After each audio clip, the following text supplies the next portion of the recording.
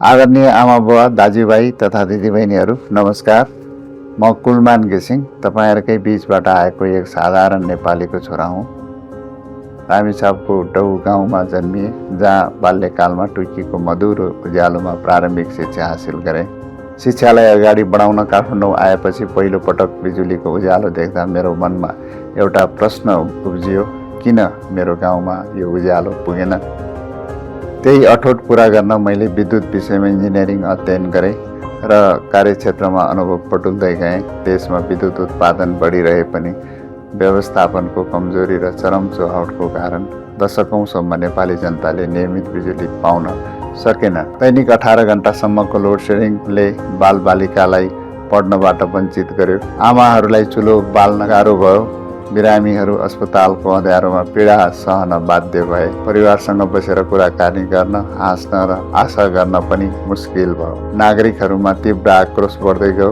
मेरो अध्ययनको विषय इलेक्ट्रिकल इन्जिनियरिङ र व्यवस्थापन भएकोले मलाई लाग्थ्यो राम्रो व्यवस्थापन गरेमा उपलब्ध विद्युत क्षमताबाटै जनतालाई विद्युत दिन सकिन्छ।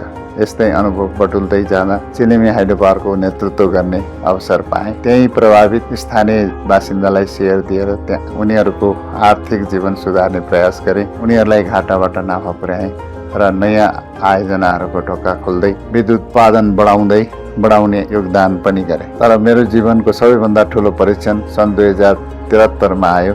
नेपाल विद्युत प्राधिकरण घाटामा डुबेको थियो। अव्यवस्थित व्यवस्थापन र चुहावटले जनतालाई सताइरहेको थियो। मैले निर्णय गरेँ अब जनतालाई अँध्यारोमा राख्न हुँदैन। त्यसैले तत्कालीन सरकारले मलाई नेपाल विद्युत प्राधिकरणको कार्यकारी निर्देशकको जिम्मेवारी पनि दियो। जिम्मेवारी पाएसँगै मैले सुधारका कदम चालेँ। 2073 सालको लक्ष्मी पूजाको दिन काठमाडौँमा उज्यालो फर्काउन सफल भएँ। यो सफलताले बालबालिकालाई किताब पढ्ने अवसर दियो। आमाहरूलाई समयमै खाना पकाउने सुविधा मिल्यो। परिवारमा हाँसो फर्कियो। पुरै देश लोड सेडिङ मुक्त बनाउन लाखौं नेपाली जनताबाट अपार माया र सम्मान पाए। वार्षिक करिब 9 अरब घाटामा रहेको प्राधिकरण अरबौं नाफामा पुग्यो। यो केवल प्राविधिक सफलता मात्रै थिएन, यो तपाईहरूको जीवनमा उज्यालो फर्काउने भावनात्मक विजय थियो। तर जब मलाई त्यो पदबाट प्रतिशोधपूर्ण ढङ्गले हटाइयो, मेरो समर्थनमा सडकमा आन्दोलन भयो, सदन अवरोध भयो, सामाजिक सञ्जालमा व्यापक विरोध भयो। तपाईहरूको माया र विश्वासले मुलुकका लागि अझै केही गर्ने प्रेरणा मिल्यो। यही उत्साह र सकारात्मक परिवर्तनको हुटुटीले म उज्यालो नेपाल पार्टीको तर्फबाट यसपटक काठमाडौँ क्षेत्र नम्बर 3बाट उम्मेदवार भएको छु।